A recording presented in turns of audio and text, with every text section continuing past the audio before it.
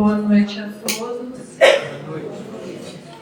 Que a paz do Mestre Jesus permaneça conosco e que essa paz se estenda até os nossos lares, envolvendo aos nossos familiares, para que nosso lar haja harmonia, haja amor, haja perdão e amizade. É uma grande alegria estarmos aqui com vocês hoje, uma grande satisfação, e vamos refletir sobre o ensinamento do querido Mestre Jesus, não colocar a candeia debaixo do alqueire. Essa passagem foi narrada pelos evangelistas Mateus, Lucas e Marcos. O evangelista Mateus narra essa passagem no Sermão do Monte, após as bem-aventuranças. O Sermão do Monte é um conjunto de ensinamentos que Jesus trouxe aos seus discípulos e para todos nós, porque esses ensinamentos servem para todos nós, servem para toda a humanidade. E Jesus iniciou o Sermão do Monte com as bem-aventuranças. As bem-aventuranças Jesus nos traz com as bem-aventuranças um conjunto de virtude que nós temos que desenvolver para alcançarmos a nossa verdadeira felicidade, para alcançarmos o reino dos céus. E o evangelista Marcos e Lucas narram essa passagem após a explicação da parábola do semeador. A parábola do semeador ela foi explicada pelo próprio Mestre Jesus. E isso é significativo porque essa parábola é uma história que Jesus nos ensinou como as diferentes formas, em que as pessoas recebe seu evangelho. Cada um recebe o seu evangelho de acordo com a sua condição espiritual. E essa passagem também é de vital importância para todos nós, que Kardec dedicou um capítulo do Evangelho segundo o Espiritismo para discorrer sobre essa passagem, sobre esse ensinamento. O capítulo 24, não ponhais a candeia debaixo do alqueire. E Kardec começa o capítulo com as narrativas de Mateus e Lucas. O evangelista Mateus nos diz, no capítulo 5, versículo 15: ninguém acende uma candeia para pô-la debaixo do alqueire. Põe-na, ao contrário, sobre o candeeiro, a fim de que ilumine a todos os que estão na casa. E o evangelista Lucas nos fala: ninguém há que, depois de ter acendido a candeia, a cubra com um vaso ou a ponha debaixo da cama. Põe-na sobre o candeeiro, a fim de que os que entrem vejam a luz. Pois nada há secreto que não haja de ser descoberto, nem nada oculto que não haja de ser conhecido e de aparecer publicamente. Então, quando vários evangelistas narram a mesma passagem, é interessante nós lermos todas as passagens, porque cada um traz um detalhe diferente que vai enriquecer, que vai nos auxiliar a entender a passagem. Mas o que Jesus quis nos ensinar com esse versículo, com essa passagem? Para nós entendermos, nós precisamos entender algumas palavras que aqui estão e entender como era a vida na Galileia no tempo de Jesus. Então, no tempo de Jesus, as casas eram iluminadas por candeias. E o que é candeia? Candeia é uma pequena vasilha feita de barro em que uma das extremidades se acomodava um pavio molhado numa porção de óleo de oliva, que servia de combustível para que a candeia permanecesse acesa. Então, candeia é essa aqui, essa tigelinha de barro com um bico e com um pavio, que geralmente era de algodão ou de linho, e um orifício onde se colocava o azeite. Aqui nós temos a imagem de uma candeia mais antiga, que também tem ali o orifício do pavio e do azeite. E aqui uma candeia mais recente, né, uma candeia de metal. Então, no tempo de Jesus, as casas mais ricas contavam com várias candeias. As mais pobres geralmente só tinham uma candeia. E com aquele pavio, a lâmpada permanecia acesa por muito tempo, porque não se gastava muito.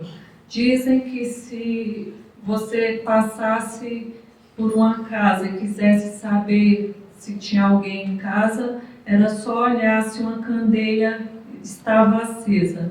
Porque geralmente as casas eram escuras, não tinham janelas ou poucas janelas, e a candeia ficava acesa para iluminar a casa e também para acender o fogo. E uma das funções da mulher naquele tempo era manter essa candeia acesa, porque naquela época não tinha fósforo. Então, acender uma candeia era um trabalho bem árduo, né? O fogo era obtido atritando 2 pedras ou 2 toquinhos de madeira até produzir ali a centelha. E as candeias eram colocadas sobre o candeeiro. Algumas traduções colocam a palavra velador. Então, o candeeiro era o objeto sobre o qual a candeia era colocada. E o candeeiro tinha formas diferentes, né, dependendo da casa. Em algumas casas, o candeeiro era tipo uma concha pendurada, onde se colocava ali a candeia. Em outras casas, era uma prateleira ou uma pedra saliente na parede. Nas famílias mais abastadas, o candeeiro podia ser um pedestal de metal ornamentado, né, como um candelabro. E como não existia velas, eram colocadas ali várias candeias nesse candelabro. Existiam também os candeeiros portáteis, que a pessoa levava para onde quisesse. Mas geralmente os candeeiros, né, eram colocados bem alto para que toda a casa fosse iluminada. E o que é o alqueire? O alqueire, naquele tempo, tem um sentido diferente do que nós conhecemos hoje. Mas a palavra alqueire tem a raiz árabe alqueire, que significa cesto ou saco para medir. Alqueire designava originalmente uma das bolsas ou cestas de carga que se punham atadas sobre o dorso dos animais usados para o transporte de carga. E geralmente, como esse cesto era padronizado pelo tamanho dos animais, né, ele foi tomado como medida de secos, principalmente para os grãos. Então, as transações comerciais eram baseadas nas quantidades dessas cestas, porque o comércio, naquela época, era feito à base de troca, né?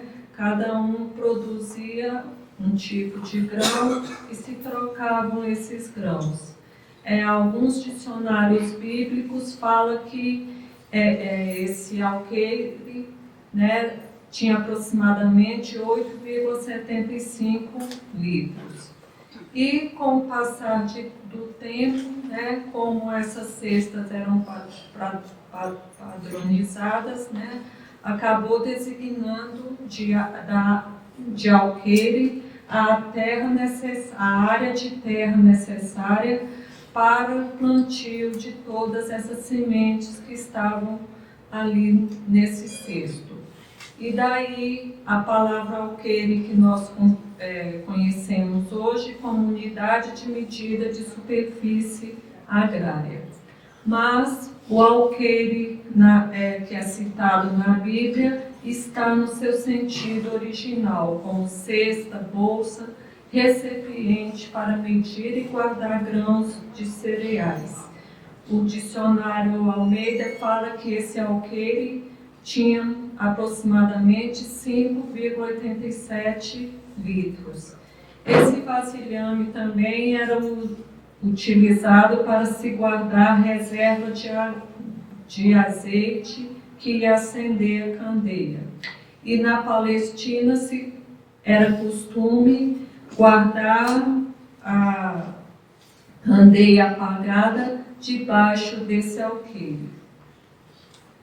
Então, o que Jesus quis nos ensinar com essa passagem? Ninguém acende uma candeia para pô-la debaixo do alqueire. Põe-na, ao contrário, sobre o candeeiro, a fim de que ilumine a todos os que estão na casa. Todos naquela época, e todos nós sabemos que seria insensato acender uma candeia e colocar debaixo do alqueire ou debaixo da cama, como narra Lucas, né? Logo ela se apagaria. Mas não foi isso que Jesus quis dizer. Jesus frequentemente usava os elementos da vida cotidiana para nos trazer ensinamentos espirituais. Então Jesus queria nos dizer algo mais que isso. Então, a saudosa Leda de Almeida, uma grande estudiosa do Evangelho, nos fala que podemos entender a verdade como a luz citada por Jesus, colocada sobre o candeeiro, para que todos a recebam e vejam. Então, a verdade é essa luz, que a verdade é eterna. E a verdade absoluta é somente Deus, né? E Deus não se esconde de nenhum de nós. Ele se mostra a todos na sua obra, na sua criação. Deus está constantemente em todos os lugares para aqueles que o querem ver. E todos nós fomos criados simples e ignorantes. E à medida que evoluímos, vamos desenvolvendo nossas capacidades intelectuais e morais e pouco a pouco vamos percebendo partes dessa verdade divina. Allan Kardec nos fala do Evangelho que o poder de Deus se manifesta nas mais pequeninas coisas como nas maiores.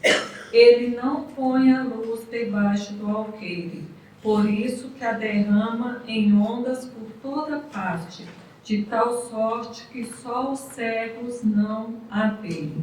Então, ver, interpretar, ouvir, são ações individuais. Cada um vê, ouve, interpreta de acordo com a sua capacidade intelectual e moral. E, à medida que nós vamos evoluindo, a ideia que nós temos sobre Deus, sobre a natureza, sobre o universo e sobre nós mesmos vai se modificando. Então, a luz da verdade está nas leis divinas, que regem todo o universo, né? E ela vem sendo percebida, essa luz divina, conforme nós evoluímos aqui na Terra. E o que é a lei divina ou natural? É a lei de Deus, nos dizem os Espíritos na questão 614 de O Livro dos Espíritos. E a lei de Deus é a única verdadeira para a felicidade do homem. Indica-lhe o que deve fazer ou deixar de fazer, e ele só é infeliz quando dela se afasta. Portanto, todas as leis da natureza são leis divinas, porque Deus é o autor do universo. E nós também estamos inseridos nesse universo.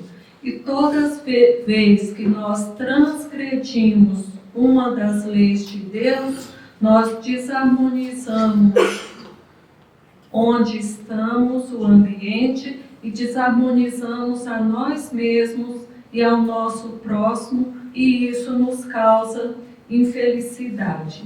E entre as leis de Deus, nós temos duas partes: as leis físicas, que regulam o movimento e as relações da matéria bruta, e são estudadas e descobertas pela ciência. Então, existem leis físicas que são válidas em todo o universo, de acordo com o planeta, de acordo com o local. E existem as leis morais, que dizem respeito ao homem, considerado em si mesmo e nas suas relações com Deus e com seus semelhantes. As leis morais contêm regras da vida do corpo, como regras da vida da alma. E são descobertas, são trazidas por nós, pelos filósofos, pelos grandes pensadores, e são necessárias para a nossa evolução moral. Então, sabedoria e a moral são as duas asas que nos conduzem a Deus. E aos poucos, com a nossa evolução, nós vamos descobrindo essas leis e vamos conhecendo a Deus, entendendo Deus. E Deus, em sua misericórdia, desde os primórdios, Ele nos envia espíritos mais adiantados que a grande massa para nos trazer as suas leis. Os grandes pensadores, os filósofos, os cientistas, os profetas. Deus nos enviou Moisés, depois o seu próprio Filho, Cristo, depois os espíritos superiores, para espalhar a sua luz divina, para espalhar a luz da sua lei. E o conhecimento dessas leis é proporcional ao período de cada povo. Assim como o indivíduo tem suas fases, a infância, a juventude, a maturidade, as gerações também, nos diz Kardec. As gerações têm sua infância, sua juventude e sua maturidade. E em cada fase nós vamos descobrindo aquilo que nos é possível de acordo com a nossa capacidade intelectual e moral. Jesus veio até nós e trouxe a verdade que a humanidade terrena podia suportar naquela época. Ele não pôde dizer tudo, né? Porém, as verdades que ele não pôde nos revelar, ele plantou as sementes, né? Ele lançou os germes dessas verdades. Por isso que muitas vezes ele nos fala por parábolas. Então era necessário que a ciência contribuísse com as ideias, que o homem evoluísse para nós termos acesso a mais conhecimentos e entendermos melhor as lições de Jesus. Então Jesus compara seus discípulos a candeeiros, aqueles que devem levar e transmitir a luz dos conhecimentos que ele nos trouxe, né? Todos que conseguem aprender a verdade, aprender algo possível de acordo com a sua época, devem auxiliar outras pessoas a perceberem. Nós não devemos guardar os conhecimentos só para nós, né? Ficar apenas e nem ficar apenas no nosso intelecto. Nós precisamos colocar os conhecimentos que temos em prática, em nossos atos, em nossas atitudes irradiando aquela luz que nós já possuímos. Então, só assim essa luz será efetiva, se nós colocarmos em prática nossos conhecimentos, auxiliando ao nosso próximo. Por isso, Jesus disse que ninguém acende a candeia para pô-la debaixo do alqueire.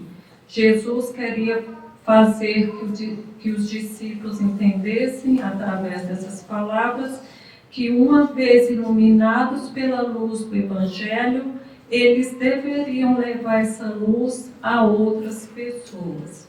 E cada um de nós, segundo as nossas possibilidades, podemos contribuir para a divulgação do Evangelho de Jesus. Não precisamos necessariamente ir a uma tribuna, ir a um palanque, a uma praça pública.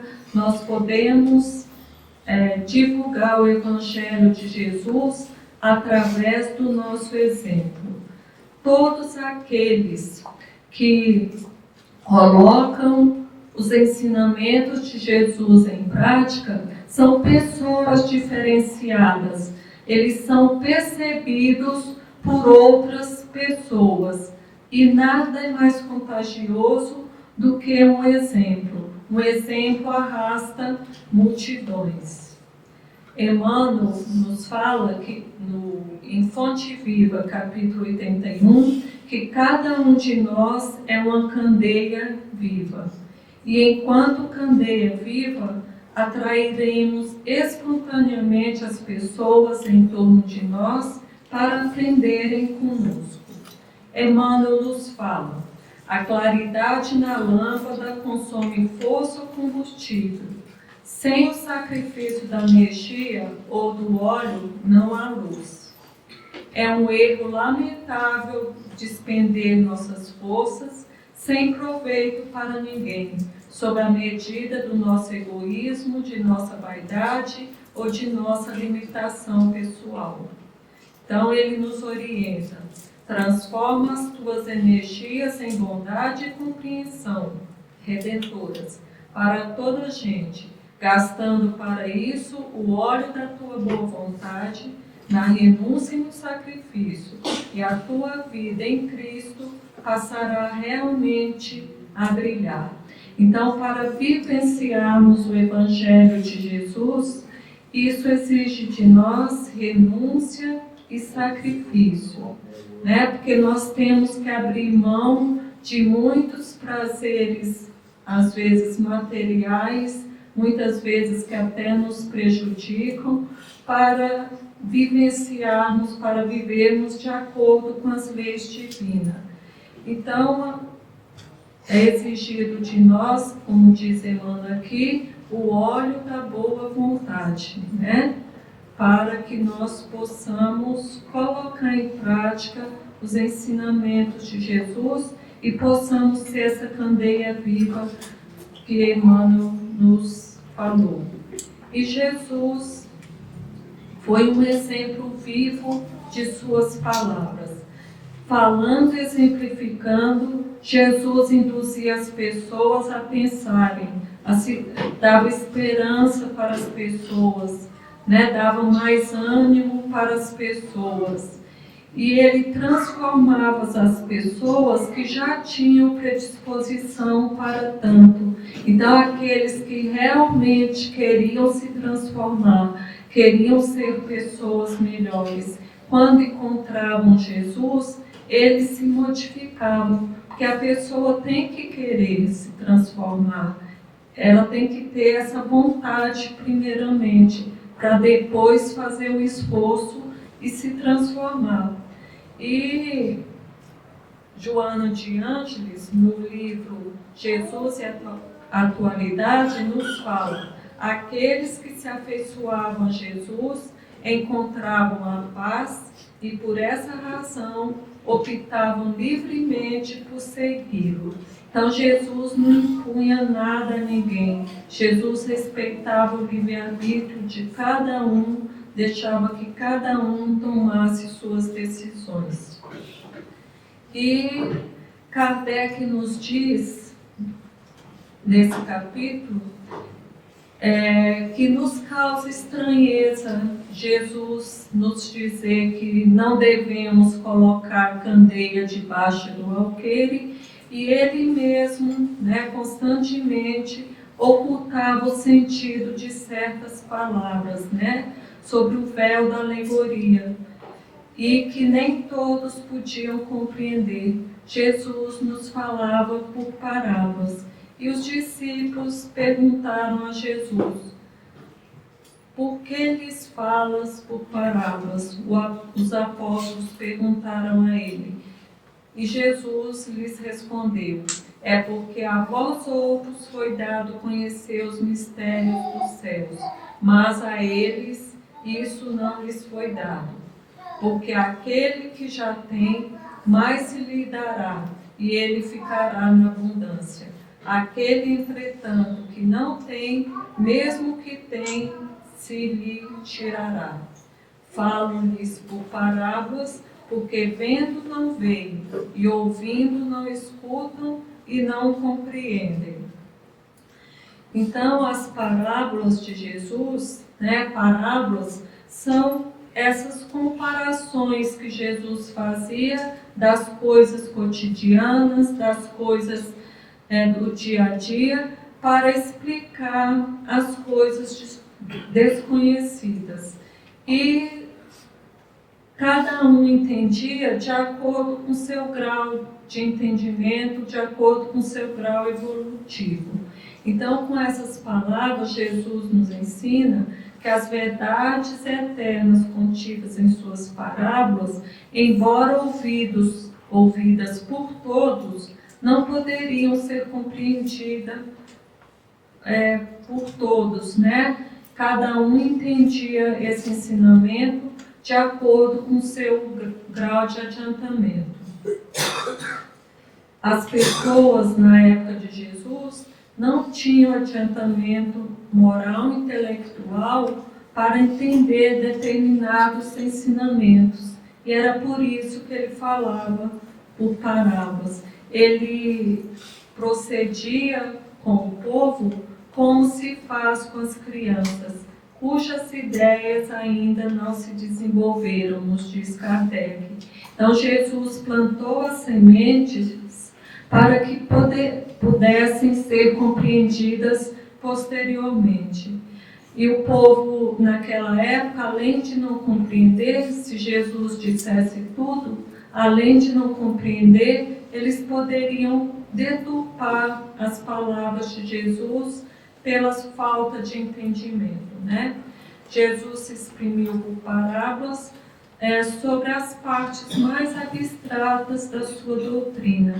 Então, o que o povo podia compreender, ele falava abertamente sobre o amor, sobre a humildade, sobre o perdão. Ele falou inúmeras vezes e claramente. Já para os apóstolos, Jesus falava abertamente, por eles serem mais adiantados. Jesus pôde iniciá-los no conhecimento das verdades mais abstratas.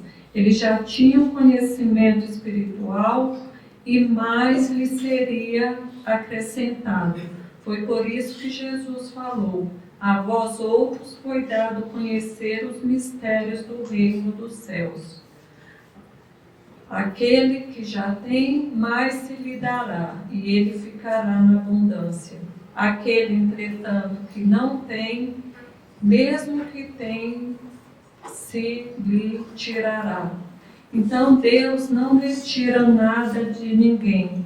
Aquele que tem conhecimento, que aproveita o que tem, que coloca em prática os conhecimentos que tem, que repassa os conhecimentos para o seu próximo, Então ele recebe inúmeras oportunidades de elevação espiritual. Então ele multiplica esses bens que ele já tem, esses conhecimentos que ele já tem. Agora, aqueles que guardam o conhecimento só para si, não colocam em prática, aqueles que estão mais preocupados em viver a vida material do que a vida espiritual, eles se esquecem de desenvolver esses bens espirituais e tem pouco progresso. Então, o progresso fica estacionado. Então, os conhecimentos ficam temporariamente ofuscados e dá a sensação de perda. Existe um ditado chinês bem interessante que nos fala da necessidade, de nós repassarmos os nossos conhecimentos ao nosso próximo. O ditado diz o seguinte: se dois homens vêm andando por uma estrada, cada um com um pão, e ao se encontrarem, repartirem, trocarem esses pães, cada um vai embora com um pão. Eles trocaram os pães, cada um foi embora com um pão. Mas, se dois homens vêm andando pela estrada, cada um com a ideia, ao se encontrarem, trocarem as ideias, cada um vai embora com duas ideias. Olha só que interessante. Então, Deus nos criou para vivermos em sociedade, para aprendermos uns com os outros. Por isso é importante nós compartilharmos nossos pensamentos, nossos conhecimentos, nossas ideias. As parábolas de Jesus eram uma forma de perpetuar seus ensinamentos, Por conterem metáforas, símbolos, ficava mais fácil das pessoas gravarem. Porque geralmente, quando nos é contada uma história, a gente grava mais do que quando alguém traz um ensinamento. E já era costume hebraico, principalmente para os assuntos importantes, se falar por parábola. Então, Jesus somente utilizou um recurso que já havia na época e se utilizava das experiências cotidianas de cada um para nos trazer as suas mensagens. Então, Jesus quis dessa forma nos falar que as verdades devem ser reveladas gradualmente. Não se pode expor toda a verdade, tem que ser de acordo com o grau evolutivo daqueles a quem se quer ensinar alguma coisa. E Jesus sabia que as suas parábolas ficariam para o futuro da humanidade. Tanto é que até hoje nós estudamos, nós queremos compreender as parábolas de Jesus. E mesmo para os apóstolos, Jesus não disse tudo. Ele só disse aquilo que eles poderiam compreender, Então era necessário que a humanidade evoluísse, que a ciência evoluísse, para que novos conhecimentos nos fossem revelados. E no século XVIII, a ciência se desenvolveu, A ciência já havia se desenvolvido, novas leis da natureza foram reveladas, os ensinamentos de Jesus foram transmitidos, muitos desses ensinamentos foram deturpados, pois muitas pessoas que tinham o poder queriam manter o povo sob controle e passavam esses ensinamentos de acordo com os seus interesses. Eram pessoas que deveriam levar os ensinamentos de Jesus, mas mantinham a candeia sobre o alqueire, com o intento de manter o poder. E no século XVIII, as pessoas eram pregadas, portanto, aquela fé cega, E sem a luz da razão, desfalece a fé, porque a verdade é sempre revelada. Jesus falou, não tem nada encoberto que não haja de ser descoberto. A verdade ela é sempre revelada. E as pessoas nessa época já tinham sede de novos aprendizados, já não estavam aceitando aqueles conhecimentos que lhe eram passados erroneamente, né? E a humanidade, portanto, já estava mais receptiva para conhecer os ensinamentos de Jesus sobre um novo ângulo e aceitar novas ideias. Foi então que, nas palavras de Arthur Conan Doyle, houve uma invasão organizada dos espíritos. Ou seja, os espíritos se manifestaram através dos médiuns e nos trazendo novos conhecimentos sobre a religião, sobre a filosofia e sobre a ciência. E Kardec codificou esses conhecimentos, nos trazendo a doutrina espírita.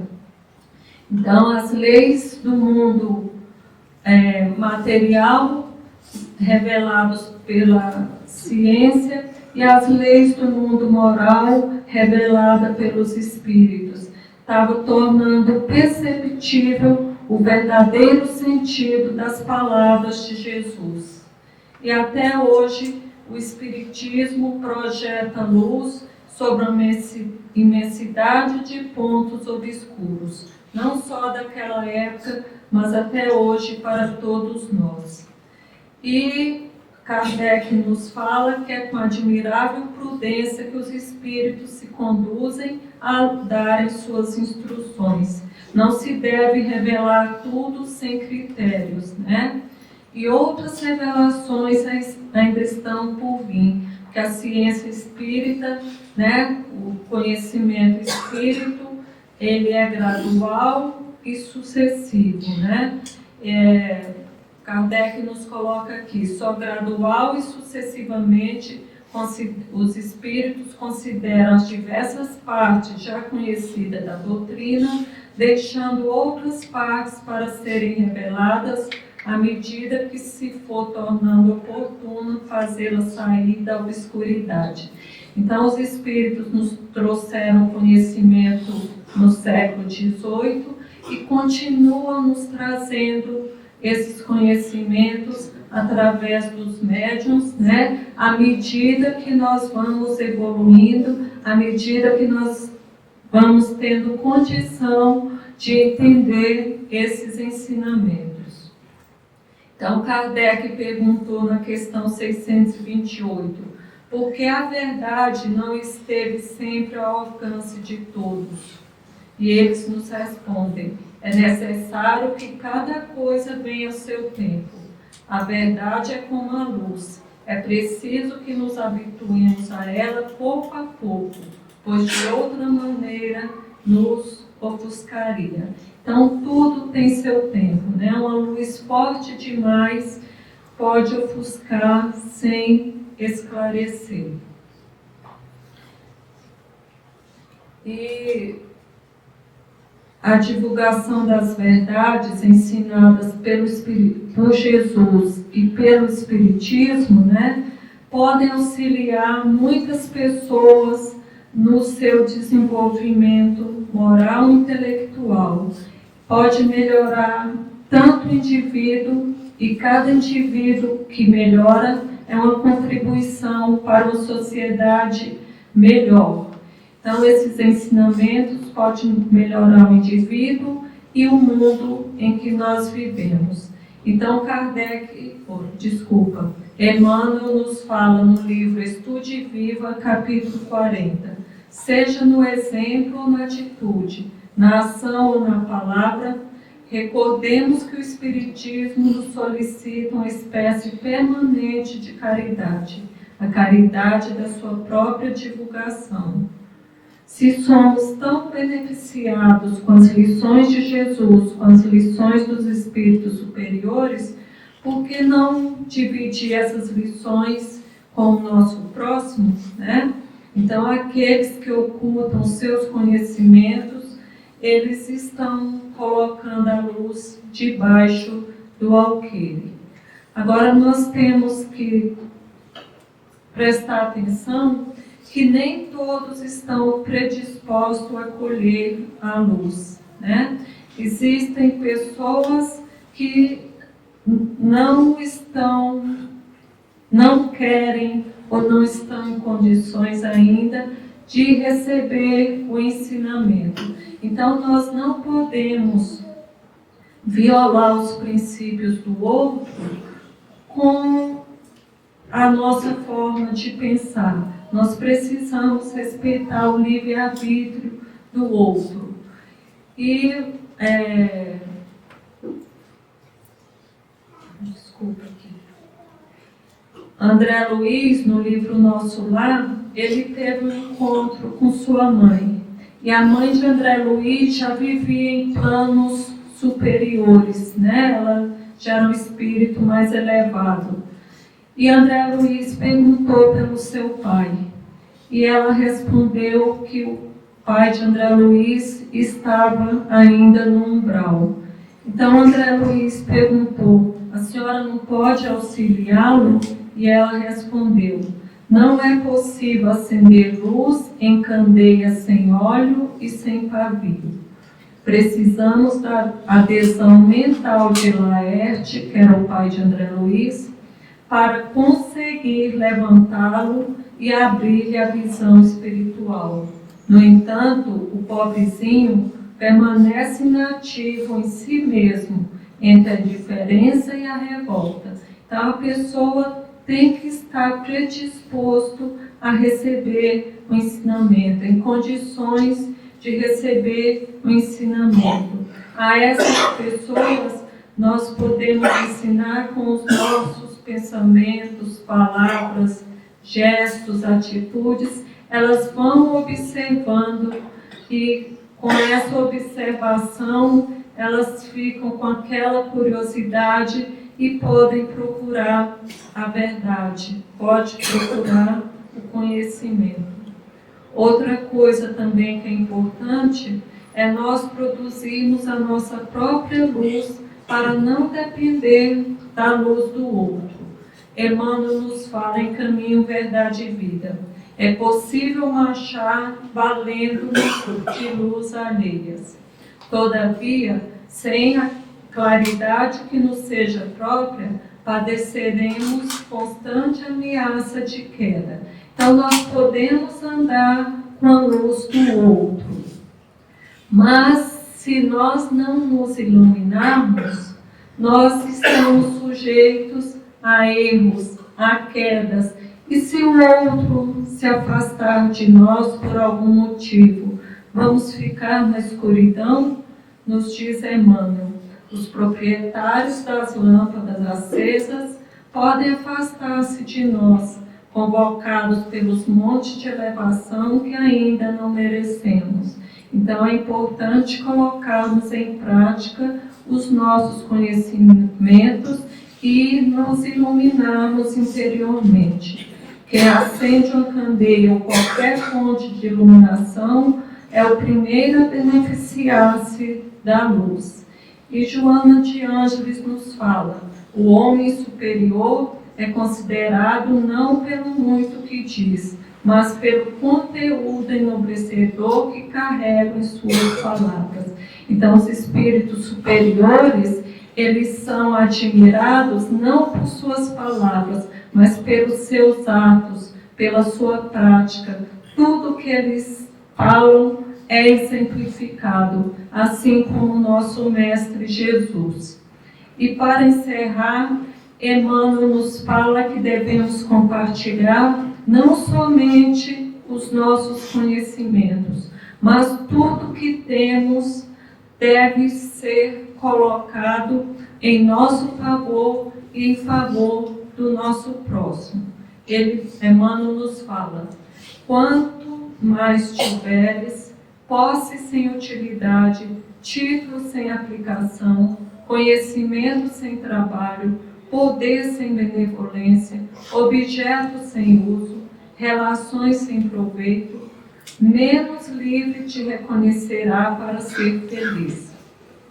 Estejamos convencidos de que, quanto mais dermos do que somos e temos, em apoio dos outros, mais livres nos tornamos para assimilar e espalhar a luz que entretece, que nos liga ao reino de Deus.